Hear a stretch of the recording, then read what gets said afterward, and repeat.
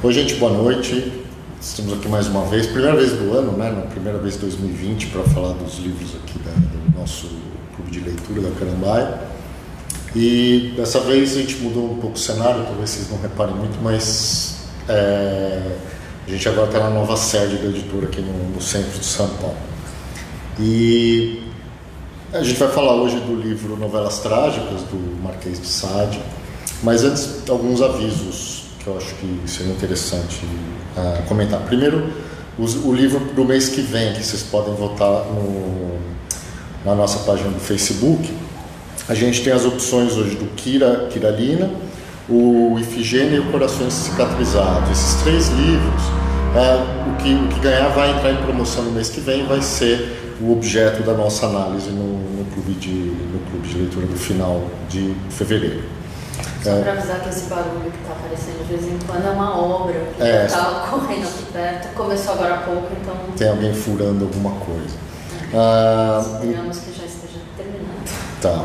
E então aí vocês podem votar até o final da nossa conversa hoje. Quando encerrar no finalzinho, a gente vai falar qual o livro que teve mais votos e que vai entrar na promoção com 20% no nosso site no mês que vem.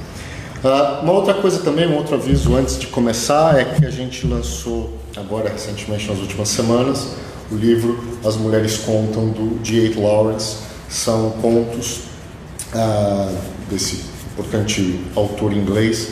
Alguns deles nunca tinham sido publicados aqui no Brasil. Tem todos? Todos, eu achei que tinha um, mas então, todos são inéditos. E é interessante porque ele fala, são contos dentro de uma perspectiva feminina. É bastante curioso, assim, como o Lawrence era um cara bem já avançado nas suas ideias no período que ele escreveu. E esse livrinho não, porque ele é consideravelmente, quase 300 páginas, são contos bastante interessantes, alguns divertidos, alguns trágicos, mas são bem legais. E por falar em tragédia, vamos falar um pouco aqui do Novelas Trágicas do Marquês de Sade. A Graziela vai explicar um pouquinho como foi a seleção desses textos, né, dessas novelas para o livro que a gente lançou em 2017. E fala um pouquinho do Sade, figura bastante controversa, que muitas vezes acaba tendo algumas leituras um pouco equivocadas da sua obra. Muitas vezes também ele é bastante conhecido e pouco lido por muitas pessoas. É um nome fundamental que chama atenção. Mas aí depois a gente vai falar mais especificamente das novelas que estão inseridas aqui nesse volume. Então, Graziela, você quiser falar um pouquinho do Sade e da seleção dos textos? Bom, a gente já colocou logo na abertura do livro, né, quase um disclaimer, que ele é um Sade totalmente diferente do Sade que se conhece, porque esses 5 contos que tem aqui, um ensaio, eles fazem parte de um conjunto bem maior de 50 contos e novelas, aqui são novelas, mas pelo tamanho, depois essa seleção toda dele, ele colocou como contos e novelas, por isso essa denominação. Isso aqui é uma produção que ele fez enquanto ele estava preso na Bastilha, em Paris. Ele ficou, faz um terço da vida dele praticamente, ele ficou preso. E isso aqui foram umas tentativas dele de, em primeiro lugar, reforçar o nome dele como um homem das letras, literato, ser levado um pouco mais a sério, e também tentar descolar o nome dele da fama que estava começando a surgir naquela época, que obviamente não conseguiu, mas são livros que ele tentou escrever com esforço de decência e pudor, né? Ele não só não conseguiu, como ele eternizou. Ele eternizou, exatamente. Mas é interessante, então, assim, é um Sade diferente para quem leu 120 Dias de Sodoma. Você não encontra aqui cenas de sexo e crueldade. Crueldade. Sim, mas durante o sexo, quer dizer, aquelas cenas em que no Sodoma você vê, aqui elas não aparecem. Não que todo o entorno não exista, mas é um outro recorte da obra dele. Além desses, ele publicou em vida uma reunião com 11 desses contos. Muitos outros são fábulas curtinhas, tal, isso ele deixou em cadernos manuscritos.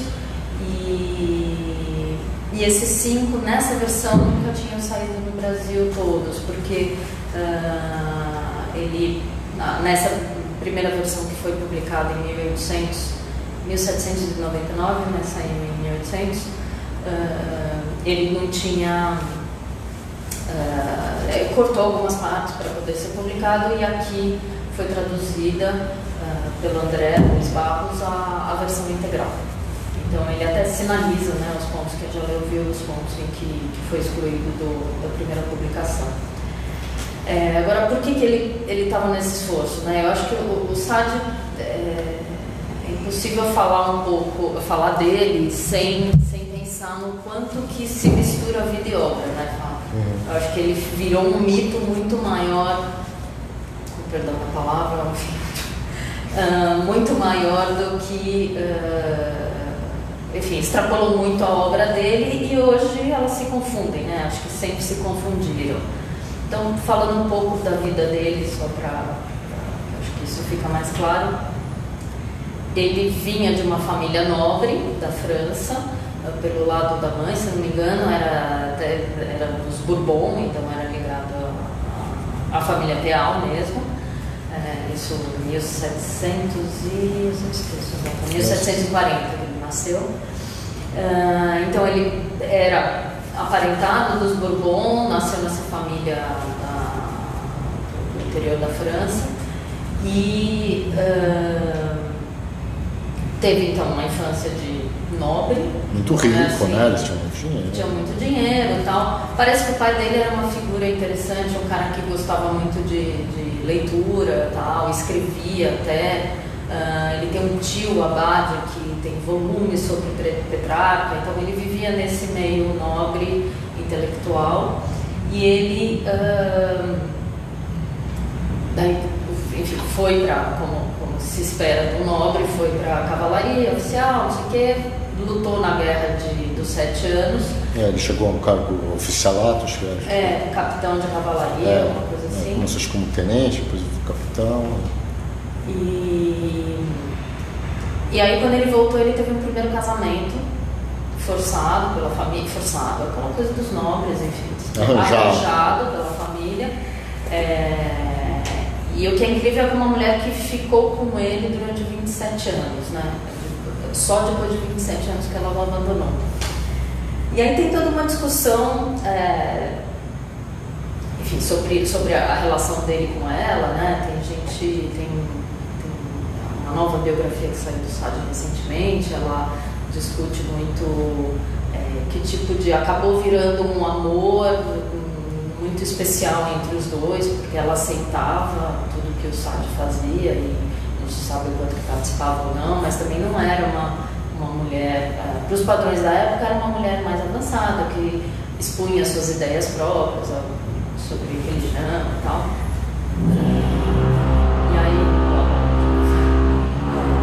E ela, enfim, 5 meses depois de casados, ele foi preso pela primeira vez sob a acusação de uma prostituta com quem que ele contratou, enfim, e que o acusou de obrigá-la a fazer atos, parece que atos profanatórios, né? Porque parece que ele teve junto com ela durante a Páscoa e aí obrigou ela a fazer coisas relacionadas a imagens católicas e tal, e ela o denunciou.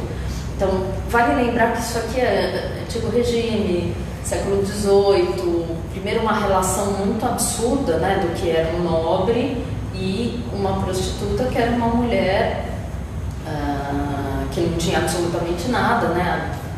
Tinha um número muito grande de pessoas se sujeitando a fazer trabalhos desse tipo que não tinham outra condição. E ele, acima de tudo, era aquele nobre nobre que achava que estava acima de qualquer... E muitas das acusações pelas quais ele passou, das inúmeras que ele teve na vida, era de crime contra a igreja, né? Porque ele era ateu, né?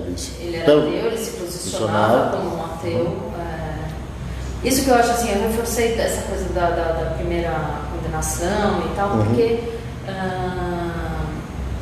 não é que ele se viciou a mulher nesse caso, né? Ele fez coisas muito horrorosas mas eu acho que a imagem que a gente ficou hoje, século XXI, do Sade, ela se mistura muito com as cenas de Sodoma, muito com... eu acho que foi uma coisa relacionada a sexo.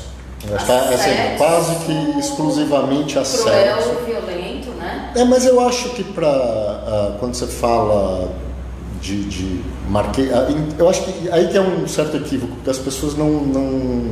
Muita gente que conhece, ouviu falar de Marquês de Sade, relaciona o nome dele a algo, vamos dizer, proibido, mas tende a ter uma visão ingênua do que foi o Sade, tanto para a literatura quanto para os costumes, de imaginar o Sade como um autor de textos eróticos, né? Então, sim, não é pornografia por si só. Então é aquela coisa assim que as pessoas vão meio curiosas de algo proibido, algo picante. Não tem nada de picante, não é 50 tons de cinza do século XVII, do século XVIII. Na verdade, se você pegar 120 dias de Sodoma, é crueldade, é mutilação, é cropofagia, é assassinato. São as coisas mais grotescas e que tem, depois, entendendo um pouco melhor a obra do Sade, tem um propósito nisso. Não é uma coisa...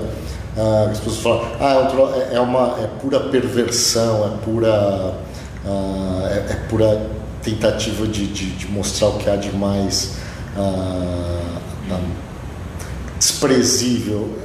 Sim, talvez ele vá a um extremo que pouca gente antes e depois dele conseguiu alcançar, mas acho que tem que ler um pouquinho mais algumas nuances na obra dele. Porque eu acho que a gente estava comentando hoje mais cedo, né? O próprio termo libertino, né? Que a gente associa muito a ele e a literatura libertina e tal, tem que pensar também no sentido anterior da palavra, porque hoje o libertino ele é muito ligado a essa devassidão, ao sexo, como acho que é a primeira acepção moderna, contemporânea do termo. Mas o libertino ele também é aquele, sobretudo no aristocrata, o nobre, que desafia dogmas e regras sociais e regras de convívio. E eu acho que a postura dele é muito dessa, né, desse tipo de coisa, de querer discutir os limites mesmo e querer propor querer causar essa aversão, né, no leitor. Obviamente isso não é exatamente gratuito. Isso que ele faz, não é gratuito, ele está ali, a coisa do ateísmo, né, então sempre também criar uma relação com a igreja de combate e de discussão do limite, e essa coisa do desejo soberano, né, acima de tudo. Acho que tem realmente essa discussão de que todo mundo carrega em si esses elementos e aí se conjuga de determinadas maneiras. Muita gente fala do Sade, cita a filosofia do Sade, né, como um filósofo. Acho que ele, de alguma maneira, ele tinha uma aspiração ali de ser um filósofo. Porém, a gente vê que os livros dele basicamente são contos, novelas e romances. Você fala um pouquinho mais do Sade filósofo. Eu não sei se ele tinha essa pretensão de ser um filósofo. Também, assim, os romances filosóficos eram muito a tradição, né, desde o século XVI e tal. E eu acho que eles... então tinha aquela coisa do... até o Voltaire, né, o Cândido e o otimismo, aquela coisa dessas jornadas da moral e a virtude sendo discutida e tal. Eu acho que ele Obviamente ele traz essas questões filosóficas, não é à toa que ele põe filosofia, está no título, né? A filosofia da alcova. Mas eu acho que ele não me parece que ele queira desenvolver um sistema filosófico de discussão. Eu acho que ele coloca questões filosóficas nos personagens e a partir daí discute, propõe ao leitor essa discussão, mas eu acho que considerar o Sade como um filósofo, acho que é ir um passo além do que ele mesmo queria, né? Porque até eu acho que esse volume, quando a gente entrou em contato com essas obras, esses contos, novelas, fábulas, ele escreveu romance, o ensaio que tem aqui sobre o que é o romance, que foi quando ele publicou essa seleção de 11 textos, ele era o prefácio. Você vê que ele está tentando se colocar como um escritor completo, né? Depois ele escreveu peça de teatro, no final da vida, os episódios em que ele teve que não estava preso, ele queria se lançar como nome, até como ator, né? Ele tentou ensinar umas peças. E ele teve a segunda mulher que era atriz. Sim, que era atriz. Porque aí, só falando um pouco das prisões dele, até para situar, sem entrar nesses contos mesmo, ele então teve essa primeira prisão, né, logo 5 meses depois do casamento, e por uma acusação de algo como extrema devassidão, uma coisa assim. E aí, na época, aí tem as histórias de bastidores, as anedotas que tem nas biografias dele, que são super exploradas, a gente não sabe quanto que lenda, exagero ou não, mas é que eu acho que tudo ajuda a compor esse personagem que ele virou. Mas a sogra dele, que era uma pessoa super influente e próxima do poder real, parece que conseguiu liberá-lo, né, dessa primeira prisão. Aí teve um outro caso, não tenho os dados aqui, 5 anos depois, que aí ele tinha várias propriedades, né, perto de Paris, em Arcueil, que hoje na grande Paris ali, e era uma mulher que era uma mulher totalmente miserável, prostituída, e o acusou de maus tratos. Ele é preso de novo. Aí tem um outro caso seguinte, em 72, então ele sempre era preso, a sogra conseguia mexer os pauzinhos ali, ele era solto. Aí tem o caso que foi o mais grave, foram 4 prostitutas que se uniram e entraram com um processo contra ele, porque ele entrou numa esfera criminal, porque até então era moral e costumes, porque elas foram obrigadas por ele a tomar umas pastilhas afrodisíacas numa quantidade absurda, e uma delas parece quase morreu. Então aí ele foi acusado criminalmente e condenado à morte, e a sogra conseguiu tirá-lo. Aí o que acontece? Logo depois disso, ele foge para a Itália, e aí tem 1000 teorias, né? Essa nova, acho que é Jacqueline Genan, que fez a última biografia dele, estava ouvindo num podcast super interessante, uma entrevista com ela, e ela diz que ele tinha uma relação com a sogra completamente edipiana, e que a sogra é que se apaixonou por ele, que ele praticava orgias enfim, no castelo, envolvia todo mundo, inclusive a Renée, a esposa e tal. Isso era conhecido, mas parece que a sogra, diz a Genan, ela começou realmente se apaixonou por ele e começou a tentar mostrar para ele que ela seria a mulher perfeita para ele. Começou com uma coisa de ciúme e tal, e aí tem uma teoria de que ele foi para a Itália com a cunhada, e que nessas a sogra falou não, então agora chega, ou que ele se entendeu e ela viu que a mulher, a própria filha, estava se entendendo com ele e teria tido uma crise de ciúme, enfim, por N razões, ou só porque a sogra falou agora já deu, né? Ela conseguiu um cachê real, uma licença do rei para prendê-lo.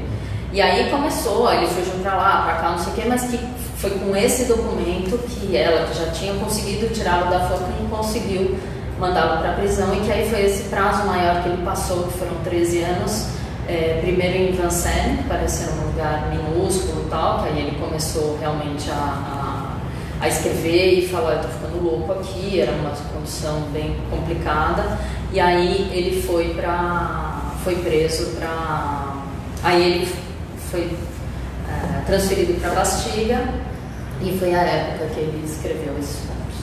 Aí não vou continuar nas peripécias dele, porque, enfim, mas eu queria só situar esse momento em que ele escreveu. E só para complementar, acho que é interessante a gente olhar o Sade. Ele acaba sendo ainda hoje uma figura bastante lida.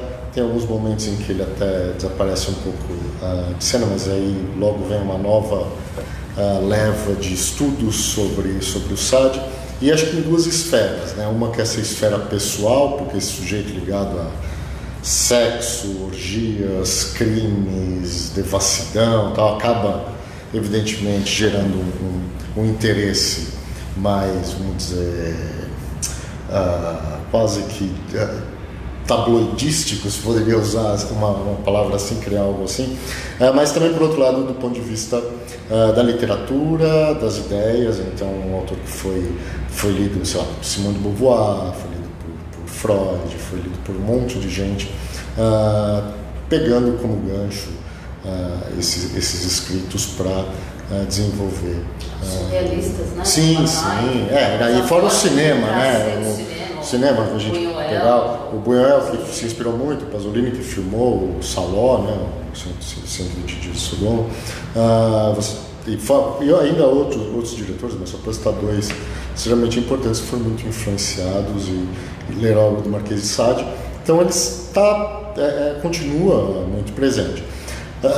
Não dá você dizer que o Sade é só uma pornografia escatológica, etc., diminuir, considerar a obra dele algo que não é isso. Né? A gente senão não estaria sendo visitado o tempo todo como ele é.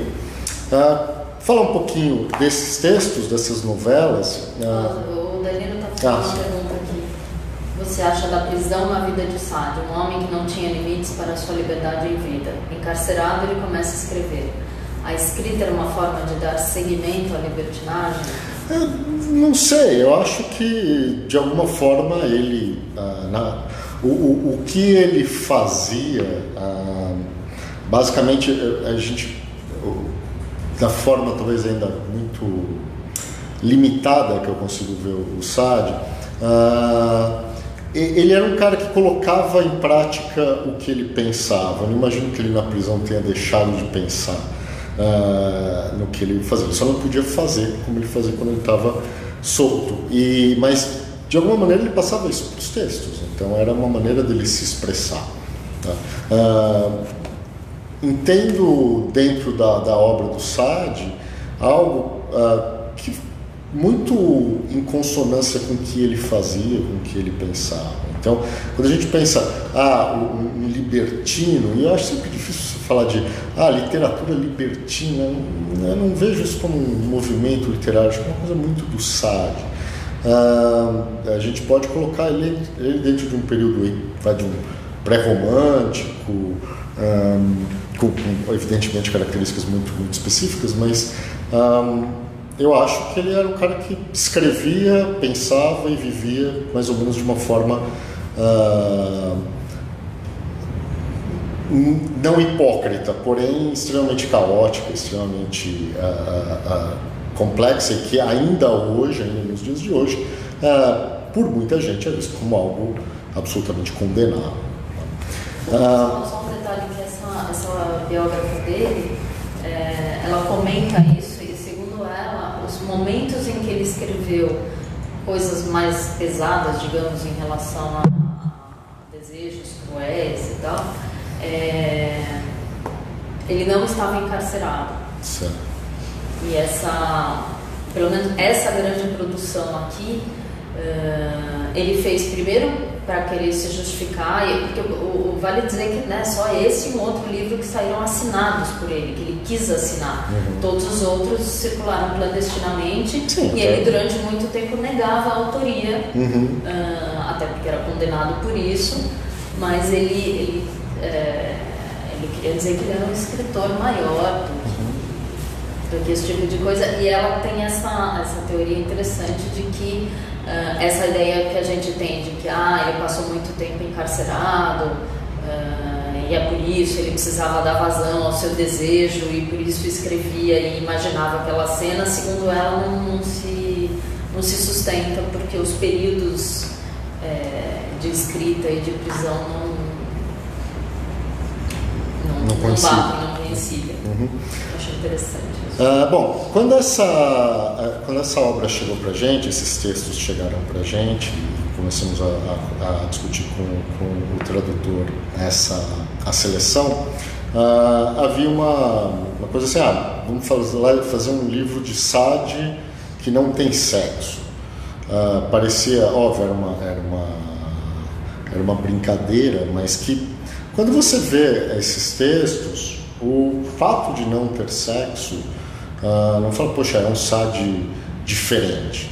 A temática que ele trata é uma temática muito parecida com o que ele fala nas outras obras, tirando o elemento sexual. Não que não exista, até existe, mas não de uma forma explícita ou frequente ou totalmente voltada para isso. Mas são 5 novelas, eu prefiro chamar de novelas pela dimensão de cada uma delas, né? São aqui cada uma tem, sei lá, entre 60, 70, até acho que 80 páginas, então não são textos tão breves, são textos já de um certo fôlego, e que eles têm uma característica central. É uma coisa, são figuras, os personagens, normalmente são poucos personagens, isso mistura muito de conto, né? Mas todos eles têm, assim, ou eles são o bem ou eles são o mal. E não há nenhum tipo de discussão ali, nenhum tipo de ambiguidade, não há nenhuma zona cinzenta para você analisar. Ou o personagem é muito bom, dono de virtudes, de honra, de amor, de afeto, ou a figura é absolutamente execrável. E assim, além da descrição dos personagens, tem características em todos os textos que são muito semelhantes e que a gente que eu até anotei, né? Então, primeiro, todos os personagens, quase toda a referência que o narrador faz a eles são adjetivados, ou com um adjetivo bom ou um adjetivo ruim. Então, o cruel, o infame, o vil, ou a virtude, o pérfido, ele usa excessivamente, ou são adjetivos que enaltecem algum tipo de virtude, a pessoa é boa, a pessoa é amável, a pessoa é pura, pureza, também dotados de uma ingenuidade, né? O bem está ligado a algo ingênuo. Isso desde o começo, quando ele começa a descrever a trama, ele já vai colocando esses adjetivos. Então você sabe muito bem, esse aqui é o mal, esse aqui é o bem. O bem está ligado fundamentalmente à figura feminina. Existem outros personagens bons, masculinos, mas as mulheres são sempre puras, são sempre representam a virtude. Os homens, eles podem ser dotados de uma certa honra, né? Mas essa pureza, essa ingenuidade está muito mais ligada à figura feminina. Há uma outra coisa, assim, são textos hiperbólicos, assim, ele usa hipérbole o tempo todo, chega a ser bastante divertido, assim, é de um romantismo exacerbado, então... Carrega nas tintas em todos. Mas é de uma forma, assim, teatral extrema, né? Teatral falando, não, pera, menos, vai, mas é bastante explícito esse tipo Então, quando a pessoa começa, ela sofre algum revés ali na trama, ela roga aos céus e de uma forma pedindo misericórdia, pedindo que alguém a ajude, desejando a morte, sempre de uma forma dolorosa, terrível, etc.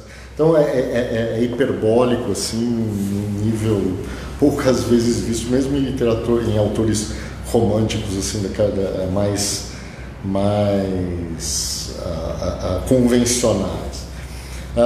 Então ele fala, as pessoas estão muito ligadas, tem um julgamento moral, né, evidentemente em todas as obras, e dentro dessa moralidade o imoral é sempre criminoso, ele sempre cita isso como algo criminoso. Então, e que são situações que envolvem adultério, que é o mais comum, mas assim, existem assassinatos, existem fraudes, existem a lista de crimes é bastante incesto, tem também a última novela é uma relação incestuosa. Então, traições de todos os tipos, tal. Então, de maneira alguma vamos dizer, um sadlight porque não tem sexo. São textos extremamente densos e complexos nesse sentido. Então, essa é uma estrutura que permeia todas as 5 novelas. O que pode mudar, né, depois eu vou falar um pouquinho mais de cada uma, mas muda o final. Não tem sempre o mesmo tipo de desfecho. Então, em alguns momentos, a virtude vence, em outros momentos o criminoso vence, em alguns momentos todo mundo perde, mas sempre há perdas, né? Então, você não fica esperando sempre aquela mesma fórmula, então vai acontecer isso, sei lá, uma coisa meio Charles Dickens, né? O sujeito sofre o texto inteiro e no final há uma redenção, tal. Isso não é a forma como o Sade trabalha nessas novelas. O final tem um quê de surpreendente, muitas vezes, há uma reviravolta em alguns momentos no final. O primeiro texto, na verdade, há essa reviravolta, é um texto que é o Faxlange, Faxlange, ou Os Danos da Ambição. E a história começa condenando no título. Sim. E aí tem a história muito convencional de uma moça cheia de virtudes e que tem 2 pretendentes. E o pai está arrumando esse casamento para ela, tal. E ela acaba se interessando por um dos pretendentes, é um sujeito extremamente rico, extremamente poderoso, e o outro aparentemente a ama muito mais, mas ela opta por esse que tem mais dinheiro, que é um sujeito que demonstra que a vida dela vai ter muito mais fartura do que com o outro pretendente. O pai também acha isso, tá? Então há esse quê de ambição, se casar por um interesse financeiro. Tá? Só que quando elas... e aí eles vão se casar e esse marido vai trabalhar em terras afastadas, tá? Para depois de alguns anos voltar a Paris, né? Paris que se passa. E aí ele nesse momento ela vai tudo acontecendo absolutamente normal. Logo que eles saem, ela começa a notar uma certa mudança de comportamento do marido. E aí, quando eles chegam numa hospedaria, na estrada, tal, ele vem uns sujeitos extremamente mal encarados encontrá-lo, ele encontra esses rapazes. Na verdade, ela descobre que ele é um tremendo criminoso, mas um criminoso assim, nível mafioso para aquela época, assim, que tem um pequeno exército de bandidos, assassinos, todos os tipos de figuras criminosas. E o cara é riquíssimo e ele a obriga a trabalhar com ele, né? E ela vai cedendo durante um período até que o outro rapaz, o outro pretendente, a resgata numa cena de tiroteio, bastante ação, etc. Então, aí um retorno, né? A salvação, né? O outro ponto, que é o Flotville Curval, esse é terrível, assim, porque é uma história... É fantástico. Assim, resumindo a história, se passa, na verdade, é um homem mais velho que se casa com uma moça mais nova, e é um sujeito extremamente apaixonado por ela é uma figura meio melancólica, tem toda a descrição dessa relação dos dois. Até que já bem no final chega, e acontecem ali alguns eventos, tem uma mulher que é morta na hospedaria onde eles estão, tem uma série de passagens ali desagradáveis na vida deles, mas chega no final um rapaz que aparece no começo da história, é descrito no começo da história, que na verdade é filho desse homem. E essa mulher, que é a Flotville, ela tinha aceitado esse casamento porque ela havia sido maculada quando era mais jovem, um rapaz, um soldado, e ela teve um filho. E esse filho foi tirado dela. Esse rapaz que retorna no final, na verdade, é o irmão dela. E o pai é casado com ela, ou seja, ela é filha dele. Então, o pai é casado com a filha, e foi tudo uma maquinação da mãe, que já morreu. Então, assim, é uma tragédia fenomenal. Então, dentro de uma estrutura romântica, você tem esses personagens, e assim, a vida, no fim da história, ela acaba se matando, e o pai e o filho sobrevivem, levando uma vida anestesiada pelo resto dos tempos. Assim. Depois tem uma outra que é um rapaz que é casado com uma moça, os dois se amam muito, ele vai para a guerra, ele se passa na Itália, que é o Laurence Antônio, e o sogro, que fica tomando conta, ele quer possuir a moça, e ele arma com os criados uma trama extremamente complexa para possuir a nora. Depois tem o Ernestine, que também é o caso são dois jovens que se apaixonam, e um senador que era apaixonado pela moça, uma outra mulher rica apaixonada pelo moço, os dois tramam de tentar destruir a vida dos dois para ficarem juntos. E finalmente tem o último, que é o Eugène Framval, que é uma história incestuosa, é um pai apaixonado pela filha e ele, na verdade, é amante da filha durante muito tempo, e os dois querem destruir a mãe, a esposa dele, a mãe dela. Então, esse é o Sade que a gente encontra nesses textos. De maneira alguma são histórias, vamos dizer, edificantes, leves ou inspiradoras. Então, há uma virtude que está sempre presente, normalmente nas personagens femininas. Posso falar uma estatística besta? E assim, há sempre a tentativa de destruição dessa virtude por algum momento. Então, as histórias elas estão sempre equilibradas nessa tensão e distensão entre o bem e o mal. Desculpa. Fala a estatística. Eu tinha problema, mas é que quando a gente estava fechando esse livro, tinha a palavra virtude, e hoje eu resolvi fazer um levantamento. Em todos os contos, 100 vezes é repetida a palavra virtude. Você foi no original, no texto, para pegar... Dá para pesquisar, não fui contando e contando. Mas a palavra sexo, quantas vezes? Meia dúzia no máximo. 2 vezes e elas só entraram como gênero. Sim, não tem sujeito. Não tem nada. Fez sexo. Até porque ele usa ali também alguns eufemismos. Mas crime 155 vezes, amor 144 vezes. Chega, né? Cultura inútil. Queria lembrar vocês que assim, o nosso canal aqui no Facebook está aberto para vocês enviarem perguntas, se quiserem fazer algum comentário, crítica, sugestão, o que for, está aberto para vocês. O Antônio fez uma pergunta interessante. Vocês concordam que o 120 Dias de Sodoma seja sua obra-prima? Não sei se é obra obra-prima, mais conhecido. Mais conhecido, eu acho que tem uma coisa de...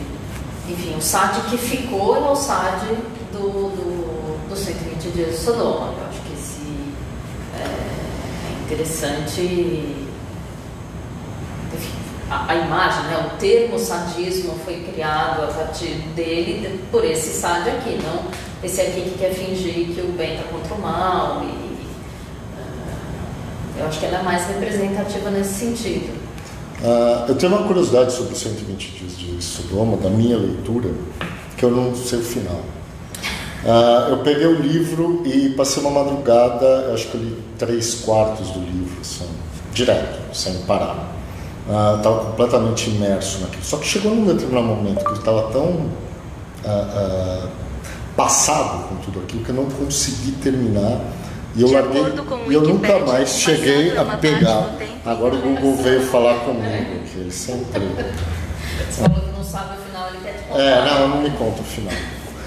Então foi isso, eu nunca mais consegui voltar ao livro, eu achei... Eu acho que nunca ninguém conseguiu ler de uma sentada. Não, as pessoas, não sei quantas pessoas conseguiram ler até o final mesmo, em várias, mas... Eu lembro que foi um negócio impressionante, eram umas férias, eu lembro muito bem, eu peguei esse livro, comecei a ler e não parava, mas uma hora assim foi começou a gerar repulsa, e aí eu nunca mais... E uma coisa física, né? Uma sensação. A Isabel está perguntando quantas mulheres ele teve, oficiais, 2, porque ele teve a Renée, que foi esposa durante 27 anos, e aí foi numa das saídas dele da prisão que ele largou, e ela largou, e ele, dias depois, ficou com essa que é a atriz, não lembro o nome dela agora, e que acompanhou até o final da vida, porque aí depois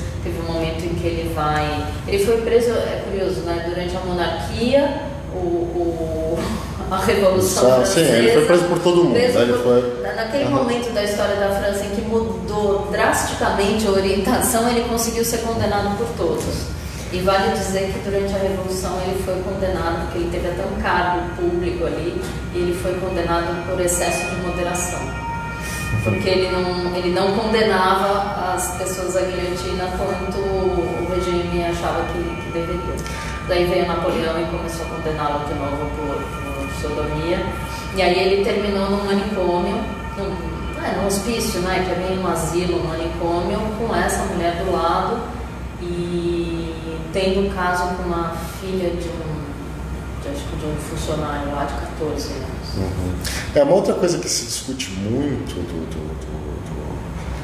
nesse debate sobre a sexualidade do Sade, discutiam se ele era homossexual, não era homossexual, o que também sempre partir de um certo julgamento moral, como se ele fosse, então se ele era homossexual, claro, então ele era um pervertido, ele fazia tudo isso. Então, evidentemente, e até recentemente, esse debate absolutamente...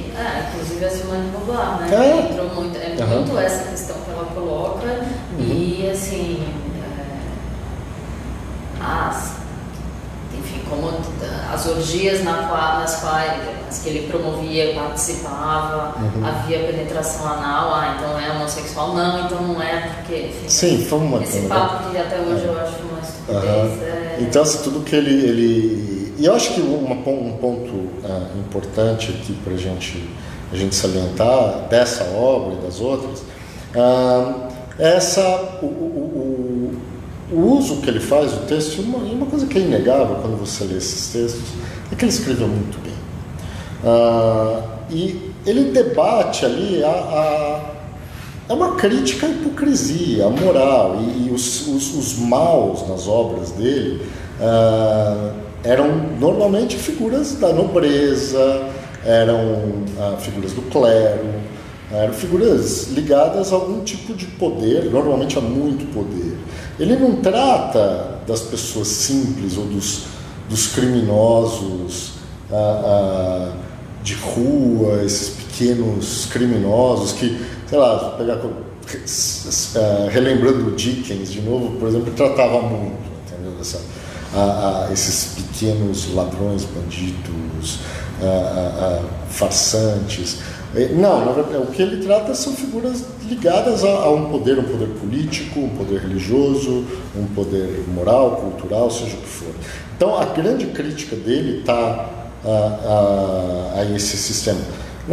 Também não é por uma visão assim, então ele era socialista e tal. Não era esse o objetivo. Estava criticando a moral como um todo.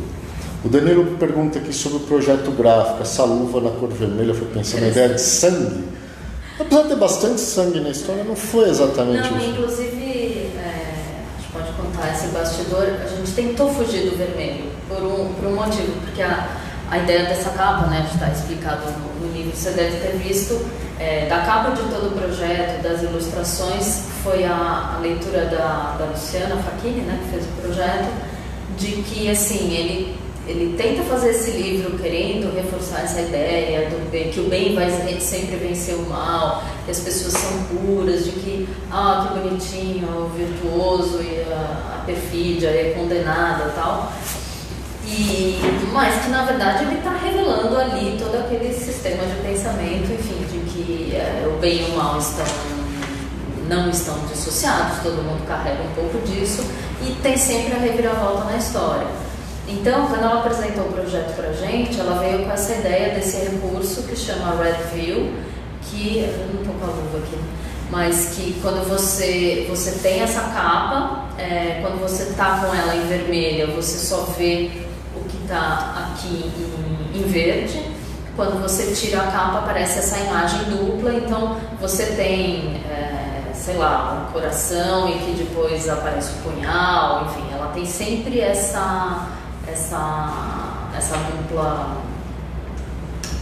dupla leitura. Peraí, a capa.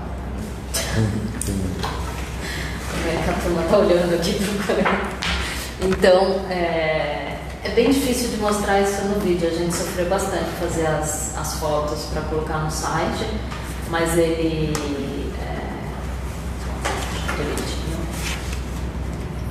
enfim, essa cena que ela vai se... Não deve estar dando para ver nada. Essa cena ela vai ela vai modificando conforme você vai lendo. E em todas as imagens internas, né, a gente até colocou um tutorial lá no fim, você coloca a luva e coloca, elas são ilustrações mesmo do Zansky de cada novela, e aí você vai vendo esses dois lados, né, o bem e o mal, e como eles estão misturados. Uma coisa não é, olha, esse aqui, quando você está com a capa vermelha, você está vendo uma serpente, e aí aparece uma flor, um que está feliz e fica triste. Dá essa dualidade. Esse recurso foi o Red View. Só lembrando que eu mostrei aqui toscamente, mas nas redes sociais, nos nossos perfis, tem um vídeo mostrando direitinho esse projeto gráfico em detalhe.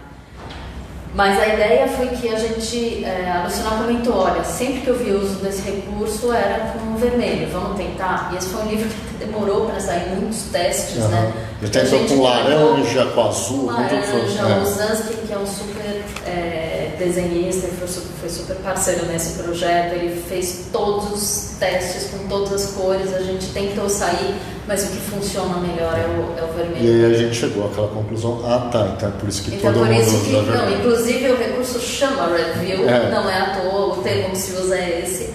Então a gente tentou fugir, a gente colocou um Pantone aí que é mais flor e tal, mas é esse o motivo, apesar do sangue também ser uma referência que não está tão... não está, tem muito sangue. E uma outra coisa que tem muito na obra é a ironia, né? Só que ele é sutil. O que ele não é sutil com outras coisas, na ironia ele é sutil. Mas ele deixa escapar aqui ali alguns pontos, e que depois que você lê, eu peguei, para mim tem logo na primeira novela, um trecho na página 86 que ele coloca, que eu acho divertidíssimo, que depois daquilo eu não consegui levar mais nada a sério do que ele falava, sabe? Ele sempre estava tirando sarro de alguma coisa, até mesmo da virtude. Acho que também ele brinca muito com isso. E aí vou ler, é um parágrafo curto aqui, mas que ele está contando a história, e ele para um momento para conversar com o leitor. E aí ele coloca aqui minha pluma se detém, deveria pedir obséquio aos leitores. suplicar-lhes que não seguissem mais adiante. Sim, sim, que eles parem imediatamente se não quiserem estremecer de horror. Triste condição da humanidade sobre a terra, cruéis efeitos da bizarrice da sorte. Por que é necessário que a infeliz Florville, o ser mais feliz, mais amigável e mais sensível, se transforme, por causa de um inconcebível encadeamento de fatalidades, no monstro mais abominável que a natureza pode criar? Então, sim, claramente a ironia que depois vai estar praticamente... É como se está lendo um texto e no fundo parece que o autor está rindo o tempo todo daquilo que ele está falando. A Silvia está perguntando aqui se há uma intenção da editora de publicar as outras novelas que completam as 11 escritas. Não, lembrando que são 50 escritas, né? Mas tem coisas, né, que está no ano tem 2000. 4 dessas que saíram nessa edição da LPM. Numa edição de bolso. Temos 9 das 11 novelas, mas aquela edição e nada se compara da Caramaia, claro. Obrigado. Daí a minha pergunta, e também porque ainda falta conhecer as 2 novelas faltantes que acredito não tenham sido ainda publicadas no Brasil. Seria muito bom ter. É interessante, assim, acho que é uma pergunta que a gente tem não só sobre o SAD, mas acho que vale esclarecer. Até agora a gente só repetiu um autor, né, o Machado de Assis. Oi? Não, e assim, atendendo muito a pedidos. A ideia era só trabalhar com Dom Casmurro e muita gente foi pedindo. A gente resolveu fazer também o Memórias Póstumas de Brás Cubas. De maneira geral, não que a gente não tenha interesse, que não vai acontecer de a gente publicar o mesmo autor ainda uma outra vez. Inclusive a gente vai esse ano, não sei se esse ano, começo do ano que vem, publicar novamente um dos autores que a gente já tem aqui. Mas de maneira geral é um pouco a proposta da editora a gente tentar ver diferentes vozes e não trabalhar basicamente sempre com o mesmo autor. Não, tem um outro que a gente vai lançar 2 livros assim, sim. mas não é bem esse o caso, é uma outra proposta. Mas a ideia é essa, assim como a gente já lançou, por exemplo, a gente lançou 2 livros do Korolenko, mas lançou numa caixa. A gente lançou 2 livros do H. Wells, mas também na caixa, que a gente já comentou aqui num dos clubes. Então, um pouco a proposta da editora é tentar olhar para outros autores, e muitos deles têm edições, muitas delas bastante boas, por outras editoras. Agora, se eu não me engano, o 120 Dias de Sodoma foi relançado. Acho que a antiga edição, se eu não me engano, eu posso estar equivocado, era da Iluminuras. Acho que agora tem uma da Companhia das Letras, naquela edição da Penguin, companhia. E tem outras obras do SAD, que está sempre sendo relançado por diferentes editoras, algumas. E tem bastante gente hoje no Brasil que pesquisa SAD, não é um autor. Assim, não é uma novidade para o meio acadêmico, então tem bons tradutores, boas traduções, boas retraduções da obra do SAD. Então, normalmente a gente tenta variar o nosso espectro de autores. A gente tem aqui ainda mais 5 minutos, se alguém quiser colocar alguma outra questão. Só para relembrá-los, né, que a nossa votação agora terminou com o final do programa. Teve o Kira Kiralina, ganhou com 38 votos. A gente nunca teve tanto voto no livro, né? Então, é um livro bem legal, eu acho que com assim, enormes diferenças, mas ele tem uma linha meio do SAD, assim, que lembra. Não, tem ali uma relações. A discussão moral. Discussão moral, violência, fugas. Relações incestuosas, o pessoal pelo jeito começou 2020 querendo contrariar a pregação da ministra Damares, pelo jeito, né?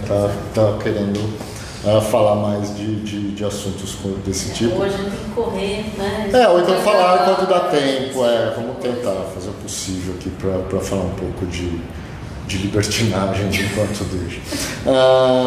Mas assim, queria agradecer mais uma vez, de novo, a presença, cada vez mais pessoas participando do clube de leitura, votando, participando do site. Eu acho que isso é um trabalho que a gente vai fazendo aí de longo prazo, aos pouquinhos, mas é legal que a comunidade vá crescendo e essa participação, esse debate sobre livros seja corrente.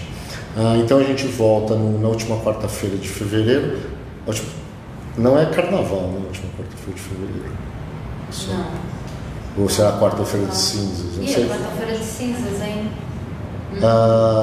Não sei, a gente comunica se tiver alguma mudança, se ou faz na quarta-feira de cinzas, ou se faz na quinta-feira, mas a gente... Isso é muito triste.